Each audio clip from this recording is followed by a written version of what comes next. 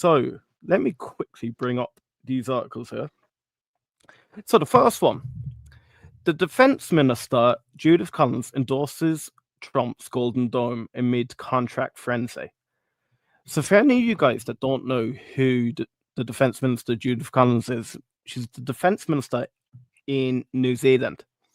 So US President Donald Trump Golden Dome missile defense project has won endorsement from New Zealand. The vision is of a vast shield of sensors, missiles, and even laser beams designed to take out conventional and nuclear missiles. Guys, sensors, missiles, and even laser beams. Rocket Lab can supply absolutely every one of them. Critics of the proposed system say it may fuel an arms race in space, and China and Russia have condemned it. Now, I don't know if you agree with me, Chris. Look, none of us want an arms race. Like, I want to put that out there now. None of us like to talk politics on an investing channel, and look, I don't like to get involved in countries' politics whatsoever. However, I'm looking at it with an investor's head. An arms race with the likes of China and Russia would mean that the US would scale up extremely quickly because the US have to be the most powerful nation. So, for Rocket Lab, especially the Haste program, this would be insane because the amount of money they would inject into this to get this done, and if there was an arms race to get this done quickly, would be astronomical. We know Haste has the ability to deploy within, what is it, 24 hours, Chris? Yeah, Firefly did it in 22. Okay.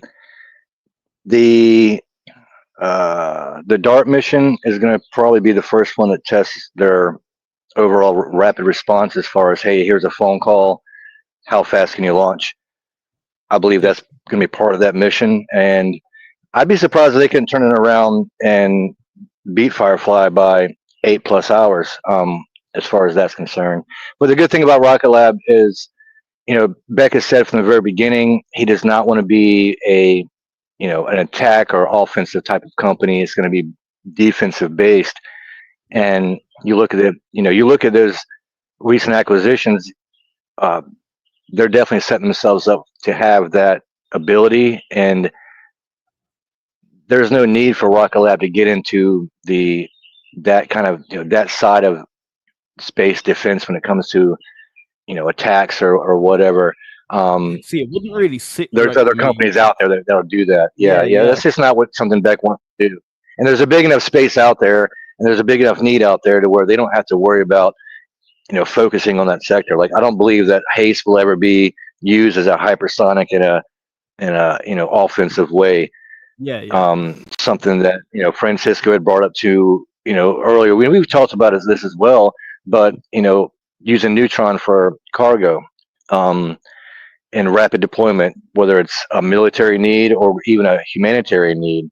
Let's say there's an earthquake somewhere, we can get supplies to people within hours instead of days. So there's a lot of other applications for Haste and rapid deployment hypersonics way outside the need for any kind of offensive weapon. I completely agree, and it kind of gets onto the main point.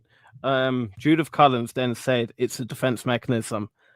She said during the cyber panel space and undersea challenges, she doesn't see it as an attack mechanism, it's a defense mechanism. And if people did not feel they need to defend themselves, they wouldn't waste money on it. The Choir of Major It's interesting, she said... yeah, go on. It's interesting, she said undersea, and that would be probably primarily Kratos.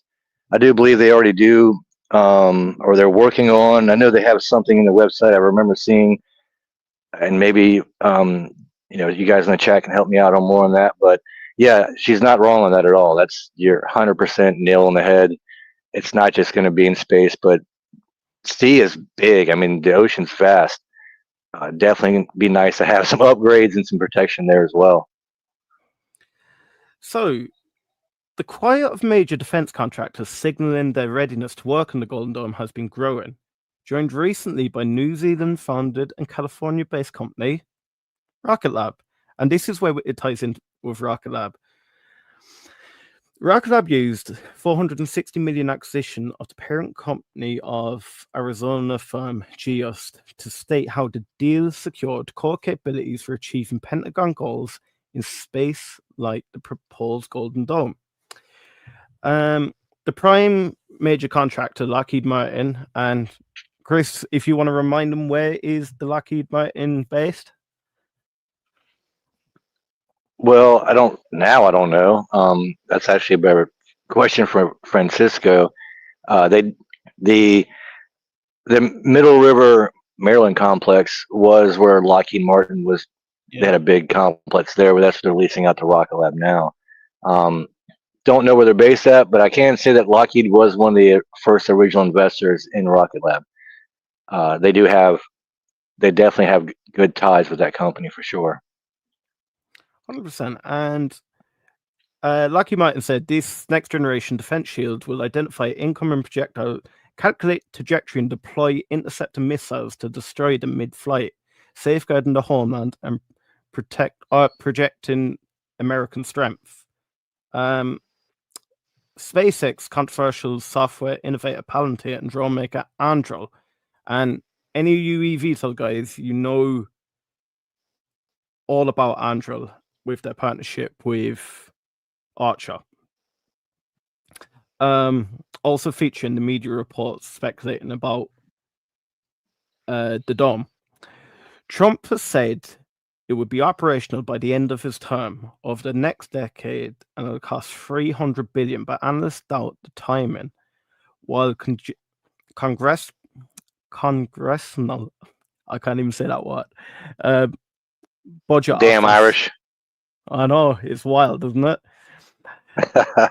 Has estimated could cost as much as 1.4 trillion over 2 decades. And this is what we're saying about a space arms race. I believe it could get done even quicker than that if a major arms race did take place. Minister Collins told Shangri-La Dialogue that taxpayers' money was hard fought for. Now, this is... Well, yeah. Later on top of that, the fact that Mynaric was already working with DARPA, which is also obviously a client of Rocket Lab, using the same, what is the name of that 360 thing? It's on the tip of my tongue. I probably should have took more notes, but that's just one more layer to add on top of that. You kind of just slide that on in there as far as going along with those articles.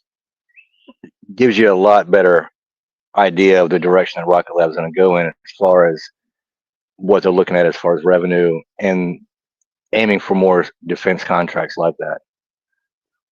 Yeah, and then the article then further goes on to say that, look, everyone's looking for a slice of the pie when it comes to the Golden Dome. You have the likes of Palantir making their name known in the AI space. You have the likes of Lockheed Martin.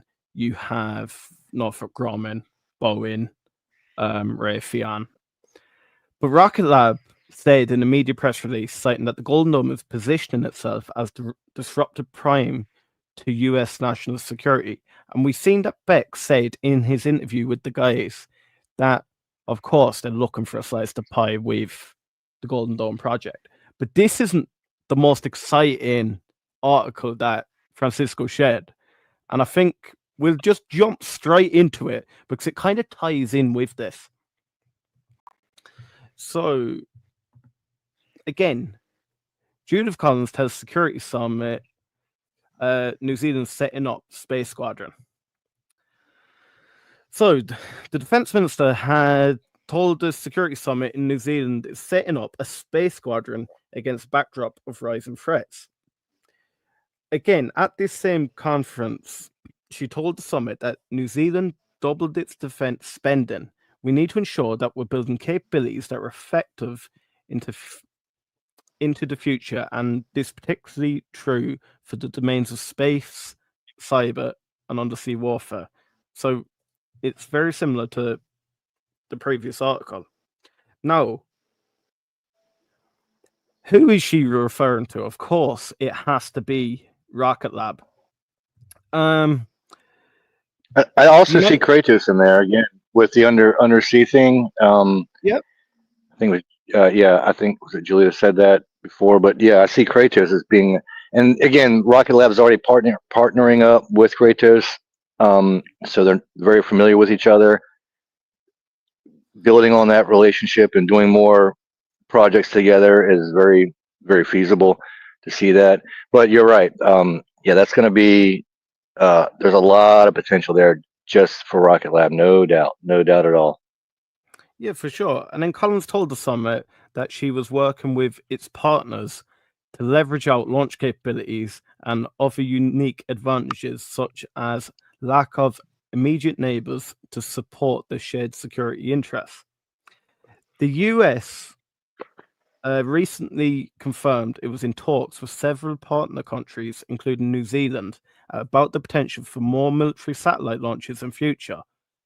Collins has said she was not directly engaged with that, and the New Zealand Defence Force said launch contracts were a matter for US and private company Rocket Lab that has spaceports at Mahia and in the US.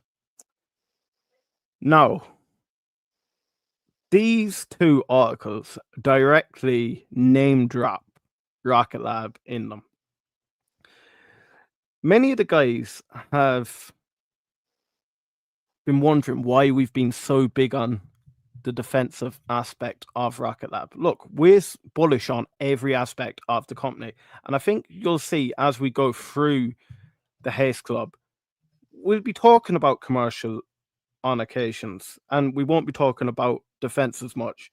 But we just see at the moment, this is such a big project that we feel that some people are not undereducated. Well, it is kind of undereducated. I'm not that up to the defensive aspect of Rocket Lab as I would like to be.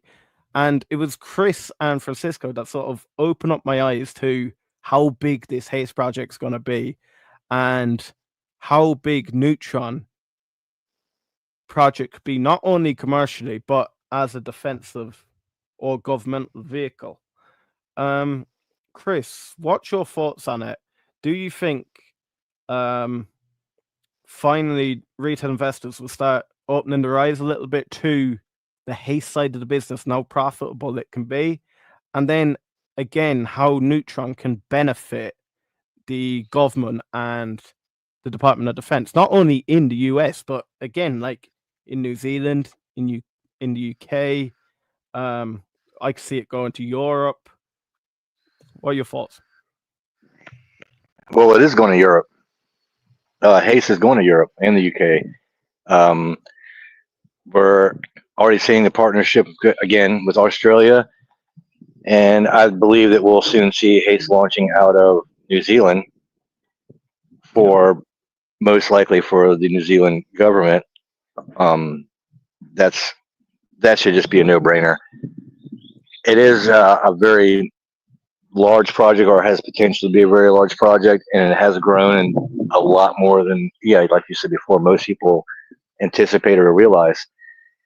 And I've said it before, I believe that Haste was a contingency. Like, it was one of those things where the government said, hey, if you really want to launch out of Wallops and you want loans, then you've got to be able to prove A, B, and C and allow us to use these things for what we're planning for the future. And they took their Electron rocket, modified it, and now we have this amazing launch vehicle, one of the best in the world, I might say.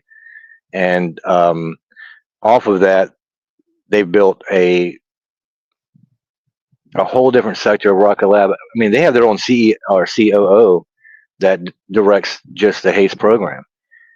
It's 100% successful so far. There's a lot of positives, but when you add in not just the flatelites, but you add in a lot of the recent acquisitions, and you see the direction that Trump wants to go with the Golden Dome. It has a lot of applications, and it's not hard. You don't have to read between the lines to see it. It's right in your face. Like you said with the last two articles, it's impossible not to get the fact that Rocket Lab is going to be getting a lot of the benefits of New Zealand getting more into not just launching their own rockets for scientific purposes, but also for defense itself. And yes, Haste is going to be a large part of that. No, thank you for adding a little bit of color to some of the statements. But then I want to jump across then straight away. So, look, Francisco came out, and this was before I even put up the articles, and it shows this man is just so clued into this. He was the man that shared it. Collins told the summit New Zealand was working with its partners to leverage out launch capabilities and other unique advantages, such as lack of immediate neighbor. Look, Francisco actually says it so much better than me. I took 15 minutes to explain these two articles. This man has done it in 3 comments.